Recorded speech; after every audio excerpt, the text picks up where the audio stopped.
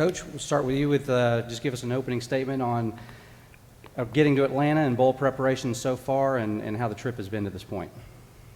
Well, the trip has been great. It's been a great season, obviously. We're excited about being in the playoffs and everything else. We're excited about playing Oklahoma. It's a great matchup. From watching film and everything else, it's two great teams that's going to put on a show, and looking forward to it. But the trip in Atlanta, and thank you, has everything been special. It really has. Excellent. Thank you, Coach. All right, for the players, we'll just go down the row, starting with you, Joe. Just talk about what your experience has been like so far. And I know you guys got to do the Battle for Bowl Week event last night and tour the Hall of Fame. What was that experience like for you guys? Yeah, it was a lot of fun. You know, we were here last week as well, and so it was nice to come back. And the Family Feud last night was a lot of fun. It's been a great experience, but we're here to handle business. So we're excited for this game. We're excited for this matchup, and we're just ready to go. I think we loving it right now out here. We're having a lot of fun with the guys, but as Justin said, we came out here to handle business. But, you know, we're taking care of all the fun stuff right now, and then once that's over, we're going to get to work.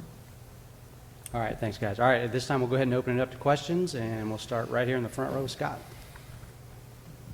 Scott Rabaley with the Baton Rouge Advocate. For Steve, I'm just wondering what your younger self would have done or enjoyed doing in this offense as a quarterback.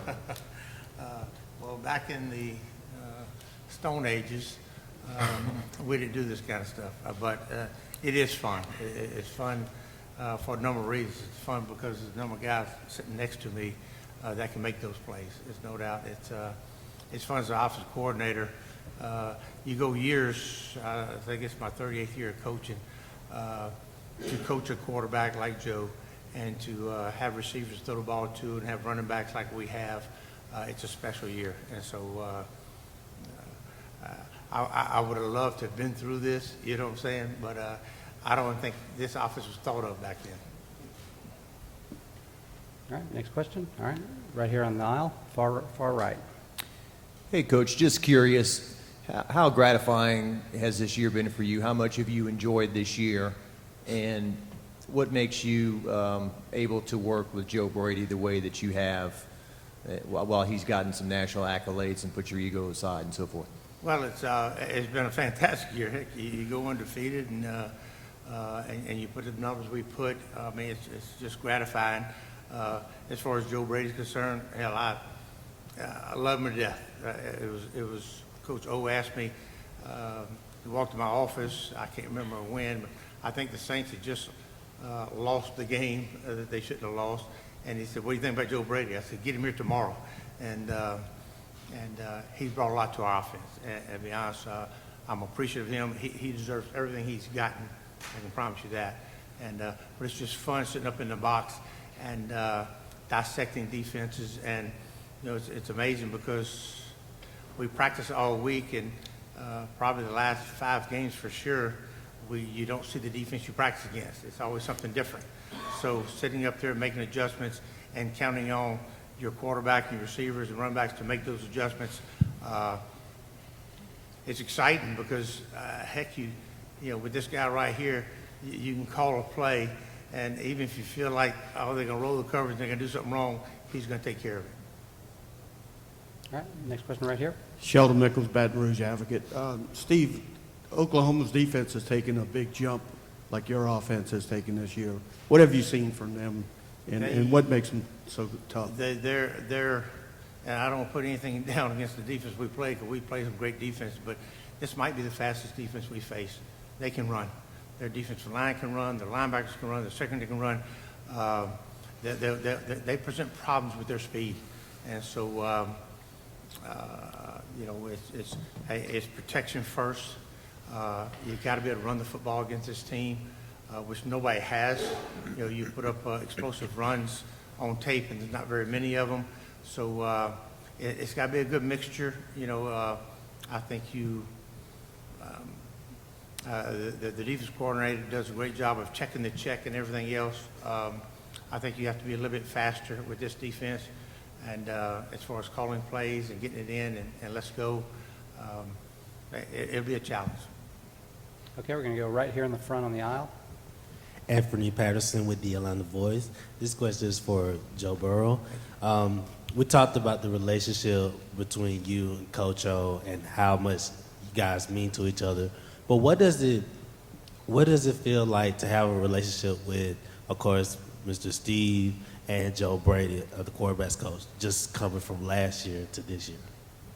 Yeah, I think the biggest thing that they do that I appreciate is they ask for my input in the offense, and they not only ask for it, but they implement it. And, you know, Coach Ian, Coach Joe come to me on Monday, ask for ideas, and they'll be in the game plan on Tuesday. And then Thursday and Friday, I'll get a play sheet and cross out the ones I don't like, and they won't call it. And so it's been a great meshing together. Okay, we're going to go all the way back here in the back left. Matt Trent, ABC Baton Rouge. Coach, during this year, with all the success that you've had with both Joes, Brady and Burrow, has it made you rethink the longevity of your career, maybe extending it a little bit further than maybe what you had thought before the season started? Well, hell, I'm young. Oh, hey, no, hell, I'm 61. I won't be like Coach Robinson. I won't coach till I'm 80, but do I look forward to the rest? Look, I look forward to finishing this season, and we'll make that decision after. You know, I still want to coach. I enjoy coaching. I think we have special athletes. I think I'm sitting next to 3 of them right here. So as long as I feel like I can contribute to LSU, I will be there. If I feel like it's kind of like, you know, Joe Brady coming in here and helping us. If I feel like that, hey, that somebody else can do it better, I'll walk away from it. Just the way it is. All right, next question. Go Marty right here. Morning, guys. This is for Joe first, but I'd like to have the rest of your input as well, please. Joe, if you were to tell your story to someone who'd never heard it, didn't know a thing about you, what would you say? How long do you have? I got all morning. Go ahead. It's been a long one, you know. I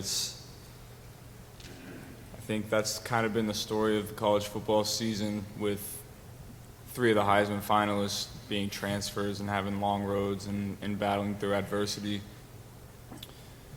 You know, I just try to leave a legacy of hard work and leadership and loyalty, and let the rest take care of itself. All right, I want to hear from the rest of you guys. If you were telling Joe's story to somebody that didn't know it, how would you describe his journey to, you know, from that small town in Ohio to Heisman to playoff? To be honest, he's been blessed to be in this situation, to go from a small town to Ohio State, and then transfer to LSU, and then be in a situation like he is now, then be up for Heisman and win the Heisman. He just had a long journey, and I mean, he's very blessed to be in this situation, and so is the rest of us. I could tell Joe been through a lot, you know, with the transfers and transfer portals and stuff. But, you know, he's a hard worker. You know, he comes in every day ready to work, you know. So with a quarterback like that, that means he's great, you know. Make sure his receivers are good, his running backs, his line, you know, he take care of everyone around him. So that just means he's ready. All right, next question will go right here, row 2 on the aisle. Glenn Gilbo, USA Today, Louisiana. Steve, are y'all practicing as if you might not have Clyde, just in case? And what do you think of the other 3 backs and what kind of job they might do if you don't have Clyde? I'm excited about the other 3 backs. Don't get me wrong. I do believe we will have Clyde. That's my opinion. Coach O and Jack don't confer with me that much, but I think Clyde will be there. If he's not, we have capable backs. Ty Davis is a bull runner. John Emery can make people miss in space. Chris Curry, I think Chris Curry, runs the ball hard. You saw him at the end of the game last week or 2 weeks ago. Runs the ball hard. He's very, very secure with the ball. I have no problems with our backs if Clyde's not there, but I truly expect him to be there. All right, right here, second row, Charles. Charles Woodham, Associated Press. To follow up on that, Joe, and the receivers as well, if you are having to rely on some young running backs, do you feel that puts more pressure on the passing game side of your offense? Look, Clyde is, Clyde is a running back, but what makes Clyde so good is you can't cover him with a linebacker. Teams have to go dime or to put another safety in there, another DB to cover Clyde, and then we can run the ball down their throat. So Clyde, is super versatile and puts a lot of pressure on the defense. And we're not going to change our offense if Clyde isn't out there. It's our offense is our offense, and those guys will step up, and I know they will, and they work hard for it. But Clyde is a big part of it. Justin? Like Coach said, next man up. So if Clyde was not with us, we definitely have faith in Ty, John, and Chris. So, there are some good backs. They're not here for a reason. So, we rely on everybody. So if Clyde was so happen not to play, we can rely on the other three backs as well. Jamar? Throwing in a freshman just to play a game, they should look at it like every other game. If Clyde isn't there, it is next man up, and I think our guys will be ready for it. All right, other questions? All right, we'll go back here to the front. Joe, $482,326 have been raised so far on Facebook for the Athens County Food Pantry. That charitable work and money that is spilled over to other charitable causes, springing from what you said at the Heisman speech last Saturday, how much is that? I'm sure you've taken note of that. How much has that surprised you or overwhelmed you, or what have you thought about it? I think it's awesome. I think their annual budget was something like 70 or 80,000, and it's up close to 500,000 now, and that's, I didn't expect that. I didn't say what I said, but I just said it from my heart. That's what I was feeling at the time, and someone took it and run with it, and it's been awesome. I couldn't be happier for my area that's been happening. I think it's going to help a lot of people this Christmas. All right. Right here in the corner. This question is for Joe, Justin, and Jamar. Coach alluded to looking at Oklahoma's defense as being the fastest you guys have seen on tape. Just from your perspective, is there a better defense that you feel you guys have played against that you guys could possibly look at, or do you feel exactly the same way as him? When you watch them on tape, they definitely pop. They're fast all over the field, and their scheme is really effective. I know I was with Coach Grinch for a spring at Ohio State, and he's a great coach, a great guy.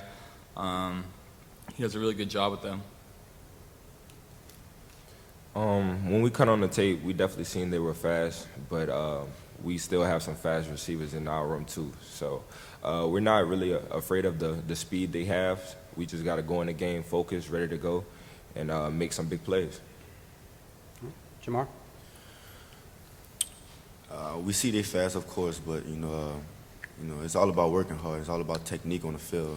You can't always rely on speed. So while we out there, it's either a game of heart or a game of speed. All right, other questions? All right, we'll go back over here, row 2 on the far right.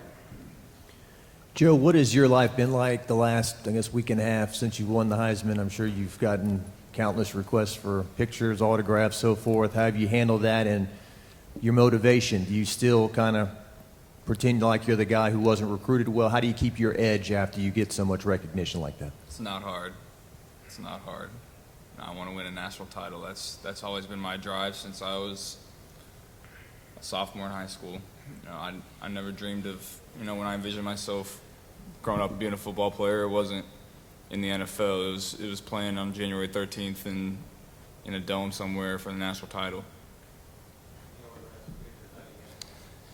Yeah, it's been kind of exhausting the last couple of weeks, so I've been excited this week to get here and kind of get away from it all, get onto the practice field and just focus on ball. All right, got another question? Raise your hand, we'll get you a mic. While we're waiting for that, Coach, I got a question for you. Kenneth Murray on the OU's defensive side. He can be a disruptor on just about every play. What are you expecting out of him, and how do you think he can impact your What's school? his number? I can tell you numbers. I look, number 90 is, I think, a special player, defensive lineman right there. But I think number 9, the linebacker, he might be the best linebacker in the country. I really do.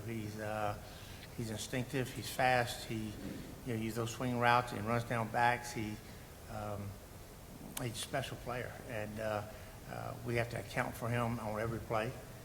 We have a plan to account for him on every play, and I look forward to seeing how our guys react to it. But that guy right there is special. All right. Any questions? Okay, back over here to row 2.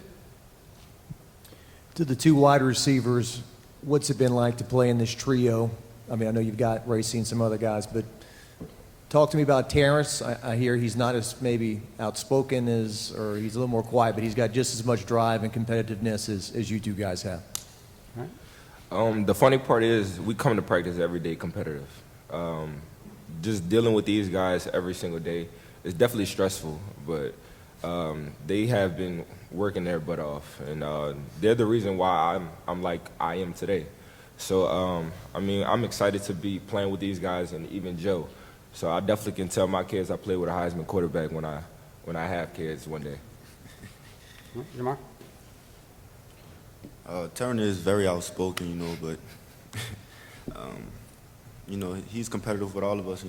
All the receivers, I can say, we'll turn a simple drill into something we all want to win to, just so we can be competitive. But I think having a receiver core like that is great for a team. Pushing each other, keeping each other high, balanced, keeping us out of trouble. So I think that's good for us. Other questions? All right, let's go here on the left side. Oh, yeah, let's go left side down here. Well, all right, let's go. Where are we going, guys? All right, all the way in the back left. Joe, if I'm not mistaken, you had mentioned that Lincoln Riley offered you when he was the offensive coordinator at East Carolina. That was one of your first offers. Can you just speak to the level of respect you have for him, not just as a coach, but him seeing the greatness in you early when a lot of other programs maybe didn't? Yeah, so my only offer at the time was my dad's team, and I didn't really think that was a real offer. I thought it was just my dad's team just throwing an offer out there. And Coach Riley called me and offered me a couple months later. So I've always had a bunch of respect for him. Was actually really impressed with him on the phone very early. And, I didn't really want to go to East Carolina, but I thought about it because of Coach Riley, and he's a great coach, and you can see that the last couple of years. Yeah, right here, Jamie, row 2. Steve, was there a point in the preseason, or was it during the season, where you realized what the offense was capable of with kind of the rapport that Joe and the receivers and the backs all had? I felt like spring practice. I felt like in spring, going against a very good defense, the way we performed, I thought we had a chance to be a really good offense. The first game of the season, I thought that team was a very good team, and you're concerned as a coordinator how you can move the football and everything else, but we took it down there, I think, the first 3 drives. But I'll never forget the one play, we're down on the goal line, and we had a duo play called, a run play called, and we looked over, and I put a run tag on it, and I think Joe threw a touchdown to Justin. And then Brady looked up and said, "How you like this offense now?" I was like, "Pretty damn good."